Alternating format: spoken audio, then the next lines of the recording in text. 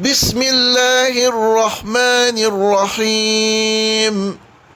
قل أعوذ برب الناس، ملك الناس، إله الناس،